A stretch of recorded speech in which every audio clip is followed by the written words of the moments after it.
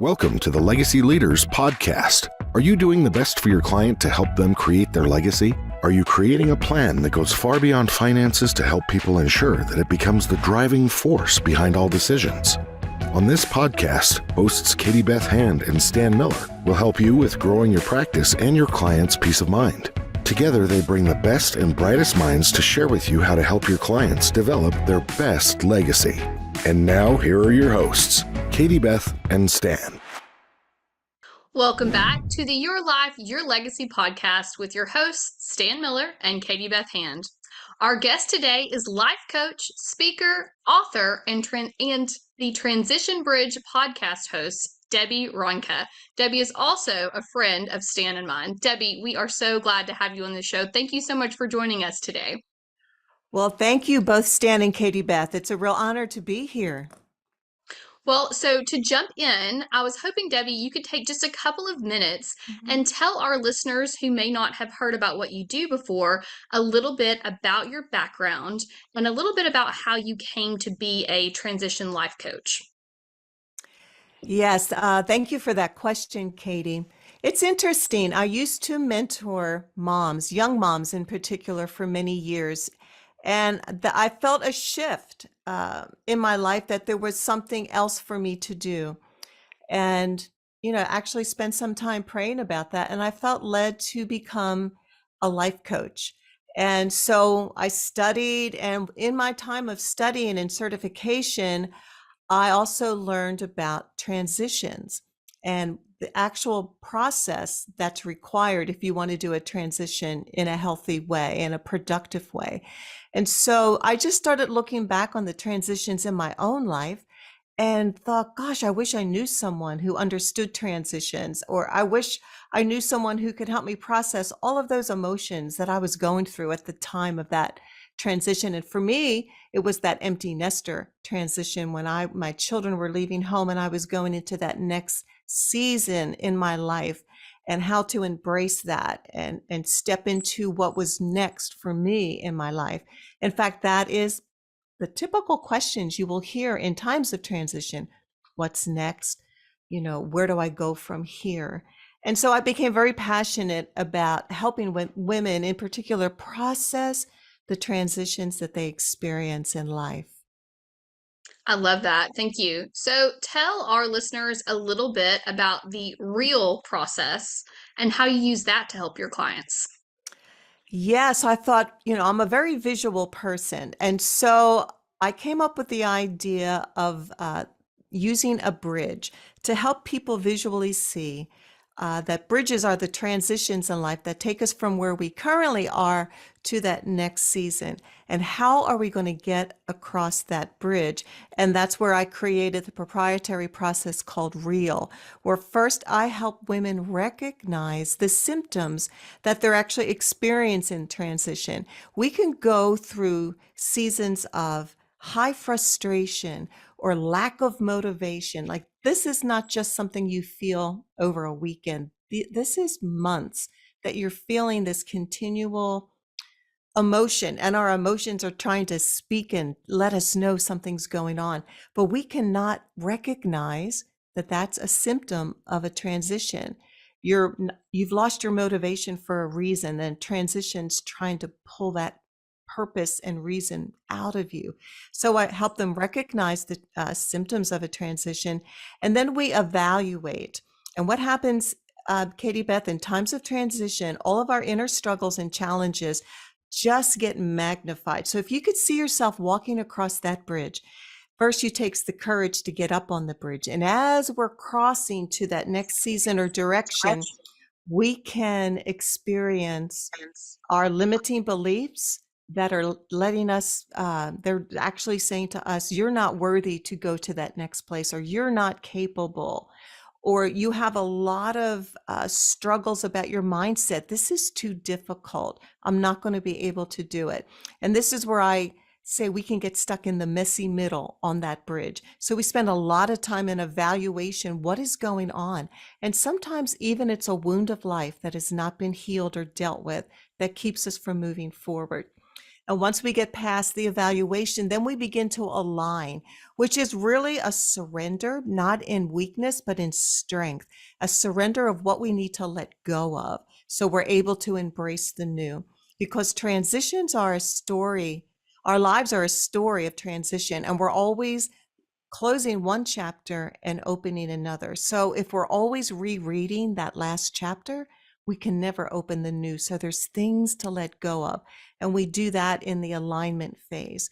And then we ultimately come to the place where you're on the other side of the bridge, and all that needed to be processed within you to prepare you for that next season or direction in your life.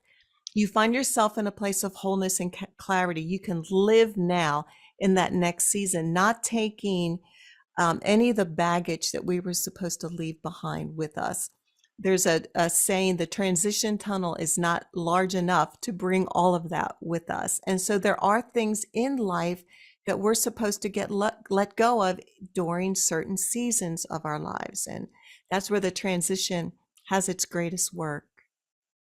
I love that. And I love that it feels like very much a 360 approach to transition. And there were lots of nuggets I would love to address in what you just said. But one thing I want to point out is, to some degree, I feel like we're always in some sort of transition. You know, this is the type of knowledge that really anyone can use. At least for me, I feel like we are always, and of course we have young children. So having mentored so many young moms, you know, when you have young children, your life is always in some sort of a transition. Your children are never in the same phase. The skills you need as a wife and a mother and an employee and all the other things that we are as women, kind of keeps us in a constant state of transition. And so I love that your life coaching isn't just a general life coaching, but really focuses on changing and walking through a very healthy process to move forward. I love that. Stan, before we jump in, and Debbie, I still have several things to ask you about, so don't think you're off the hook. What questions do you have for Debbie so far?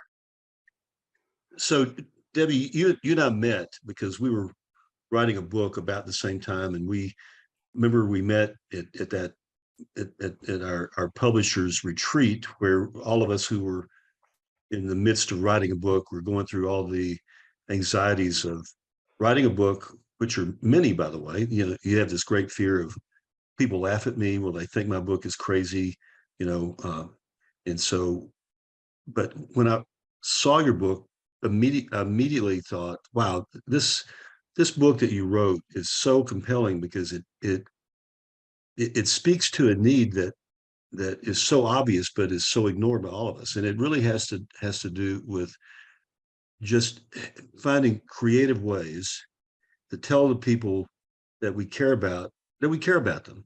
And I want you to talk about that for a minute, because that just, to me, I just think there's a huge vacuum out there in the world that, you know, I mean, how many times have we all, and I'm speaking of myself, how many times have I not said the things I need to say in a way that's compelling to people that I love and care about?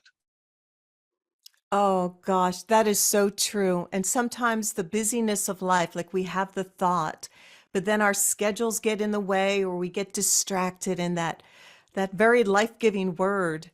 And we've all been there. We go, "Oh, I forgot to mention Yeah. what a great job you did, or what you mean to me." So, yes, Stan, I do remember meeting you at that event, and you're so right. Writing a book does have a lot of anxiety to it.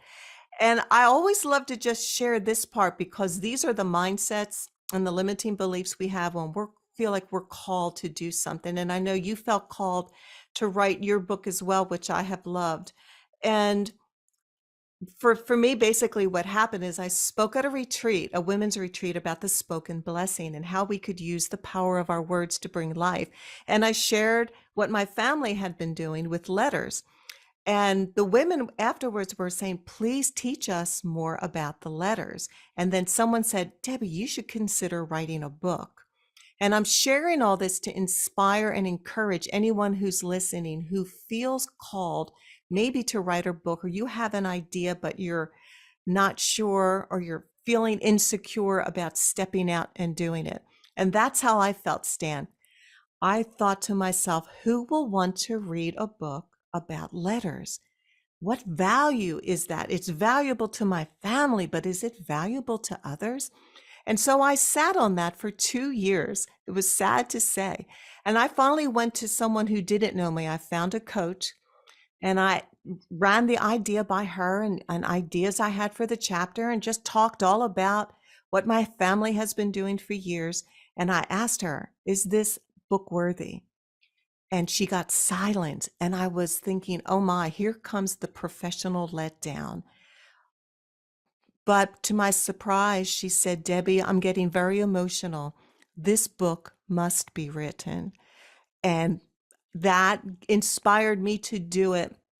And like you said, Stan, people need to hear these words. And it was interesting that I was letting my own limiting beliefs hold that back. And I always love to share that story because who knew the book would become an international bestseller as a result? So I just want to inspire anyone who feels called to do something and you think, well, maybe it's not such a big idea. You know, God can take the whatever he puts in your heart and bless it and use it to help people in this world. And yes, people need to know that their words have power. Their words have life. And we have life in the power of our tongue. We either build someone up or we let them down. And so wouldn't it be wonderful, especially in the times that we're in, if we can be purposeful and intentional with our words to speak life, especially to those who are longing to hear their value and worth. I believe all of us have a deep longing to be loved, valued, known, and celebrated. And we have that gift inside of us to give to others. One thing I know is that a blank sheet of paper or a blank computer screen is a really intimidating thing. So Yes. I think there are a lot of people who are listening to this podcast right now who would love to be able to write a letter and say what's in their heart to all kinds of people, parents, children, spouses, friends, neighbors, whomever. But when they go to do that, they they get out the blank sheet of paper, or they open up their laptop and it's a blank computer screen, and so that's really intimidating. So what's so great about your book is that you've provided a roadmap. Well, you've really dropped the breadcrumbs to give people like this running start on this letter. You've got examples so people could actually read your book, find examples that are pretty close to what they want to say to somebody in particular, and take the content that you've created and go in and type that up and then go edit it to fit what they want to say exactly. I mean, I think what your book does, it gets people about 80 or 90% where they want to be anyway, right? And I think it makes it much more likely that they can really do it without the heavy lifting of having to dream it all up, um, you know, without clues. I love how you describe that because it's so true. You just look at a blank piece of paper and you wonder, where do I start? And I felt it was important to have a template of some sort to give you some ideas, like where to start, like tell the person specifically what you love about them, not just I love you, or think of their talents and gifts and write about what that is in the letter. And there's so many different ideas. And of course, our children were adamant about our letters being put in the book. So I'm glad to hear that you look at those letters as also ideas to where to start, where you can actually use humor as well, and be serious. It's all of the emotions mixed in one. Yeah, you've really, what you've done with this book has made a terrific contribution, and I think everybody listening should order up their copy. And what's also great about your book is it's not you don't have to schedule a 2-week vacation to read it. It's a simple little book, right? It's just barely 100 pages, and Look, yeah, I have my but copy right here. Extra points. I've got my post-it notes in there for you, Debbie. And yes, it's just a little over 100 pages, a very quick, very easy read that leaves you with some very easy action items that you can get started on very quickly. Sorry, Ah, Stan. I jumped Yep. in, but I wanted Debbie to give me extra points because I have my book right here Yep. by my Yep. computer. you got And, them. and we'll put a link to it in the show notes too. We Oh, will. great, great. We will. Absolutely. So guys, be sure you check out Debbie's book, The Family Letter, and we will give you the places where you can get that, and we will link that in the show notes for you as well. But Debbie, don't think that you're done. We've talked about a couple of different things so far, and there's still a lot that I want to get to. So changing directions just a little bit away from the book, but staying kind of in that same vein. You also, well, there are a couple of things. So let's talk about this first. Like us, you have a podcast. So tell our listeners a little bit about what they can expect from an episode of the Transition Bridge podcast. Yes, podcasting really is a lot of fun. I love having different people come on. So the whole heartbeat of my podcast is about the transitions in life. So my guests that come on will have a transition story that they have been through. The whole podcast is for the benefit of the audience to learn how to embrace, grow, and be transformed by the purpose and the power of the transitions in life. So they'll hear someone come on and talk about their loss of health transition and how they processed through that and how they found the courage to move on. People will come on and share when their whole family had to move to another city and how that affected his wife and his son and what he learned from that. So everybody shares their struggles and how they transitioned. And I will also coach along the way to ask those specific questions so that everyone can learn. And in addition, I'll have experts come on that know how to deal with trauma because we can be traumatized in time of transitions depending on what we're going through. There's conflict. So I had a conflict expert come on and teach us how to have resolution in conflict. So it's a learning tool. And there's always a unique story. So I invite anyone who has a wonderful transition story, even a difficult one, all transition stories. If you'd love to be a guest, I'd love to have you, including you, Stan and Katie Beth. Well, like I said, I would be honored, and I'm always in some sort of transition phase. So that's great. You know, we are since last we saw you, we've added 3 new kids to our family, so that's certainly been a transitional period for us. We now have it's 5 children total, and so that's certainly has been a big transition for us and a big transition for our kids, our both the new kids that have come in and our kids that were already here, and so as I said earlier, we are always in, I feel like, a phase of transition, and that's true with our business and the work that we do as well. We're transitioning a lot of things with the law firm. We're transitioning a lot of things with our other company, the Legacy Leaders Network, and so having some tools to really be able to make those transitions successfully and deal with negative past experiences or trauma that comes with that. You know, I think that's such a powerful thing and such a powerful tool to help people move forward in a healthy direction. Transition is not something I feel like society really addresses well, especially I think for women, it's kind of that like you just, put your lipstick on and move on type of mentality a lot of times. And so having some great tools in the toolbox that I know that you have, Debbie, is something that could really be powerful for all of our listeners. Well, And thank you, Katie. absolutely. Another thing that I wanted to ask you about, and then I promise I'm almost done.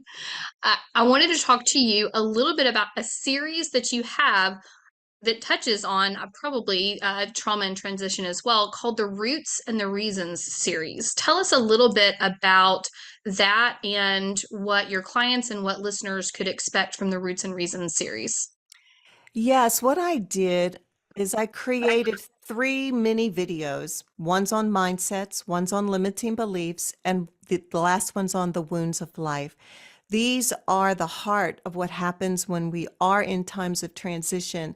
So I teach about what are mindsets and how they affect us, and how if we have a toxic mindset, it actually becomes like a stake that we put in the ground that prevents us from moving forward. If we always look at something impossible too difficult. I will never get this done. It literally prevents you from moving forward.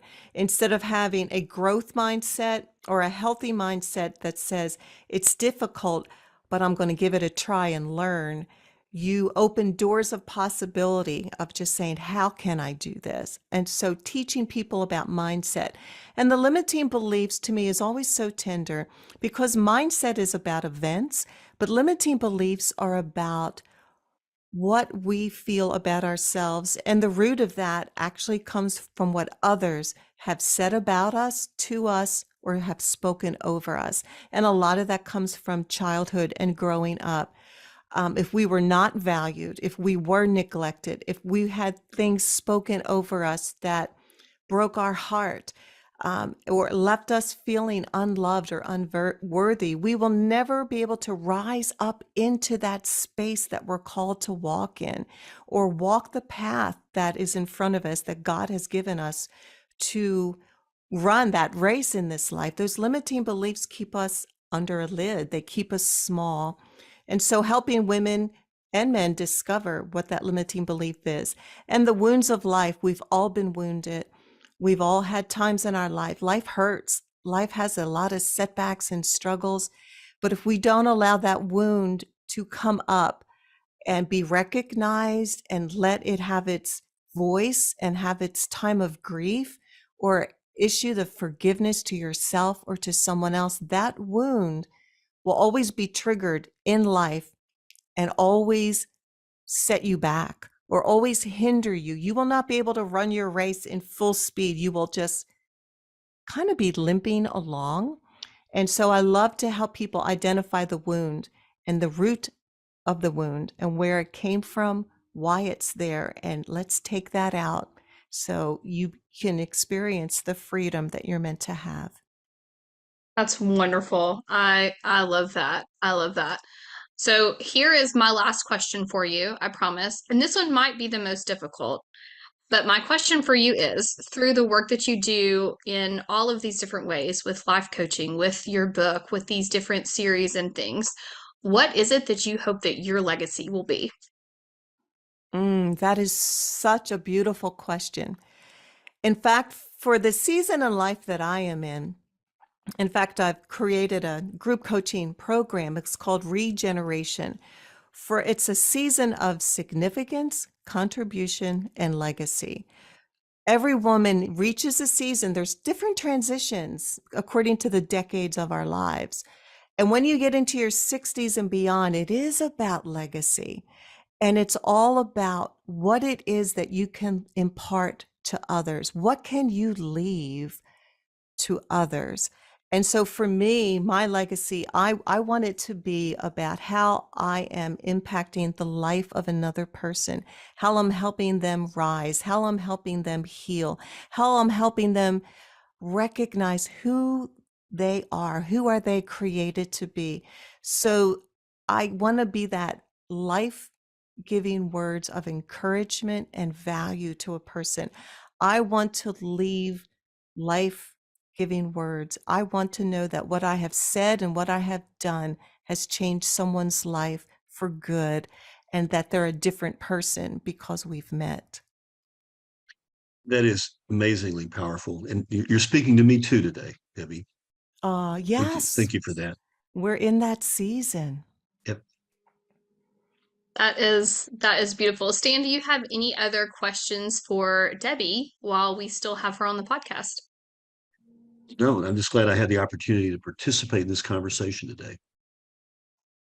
Absolutely. Debi, as you were talking, and for our listeners, Stan and I have met Debi in person and had her out to speak at events, and really is just a wonderful speaker and person to spend time with. So as you were speaking, Debi, I thought, every time we get to hang out with Debi, she feels like just a warm hug. Like, I just love to hang out with you. Your personality is just so peaceful and encouraging. And so thank you for just all that you do to encourage people through the different seasons of their life. We really very, very much appreciate it. And thank you for being on the podcast with us today as well. Well, thank you so much for having me. Stan and Katie Beth, you are like family in my heart. I have just loved you from the beginning, from the moment that we met. There was just instant camaraderie and bonding. And Yep. I'm just honored to know you and call you friend. And I appreciate all that you are doing to make the world a better place. Well, thank you, Debbie. And thanks to everyone who tuned in today. This has been the Your Life, Your Legacy podcast with your hosts, Stan Miller and Katie Beth Hand. Our guest today was Debi Ronca. For more information about Debbie, her work as a life coach, or information about her book, her podcast, or her training videos, you can visit DebiRonca.com, and we will also link it for you in the show notes. Debbie, thank you again. You're welcome. Thank you. You've been listening to the Legacy Leaders Podcast with Katie Beth Hand and Stan Miller. For more information on them and the show, please visit PinnacleLegacyLaw.com. If you like what you've learned today, do share the program with your friends and subscribe wherever podcasts are found.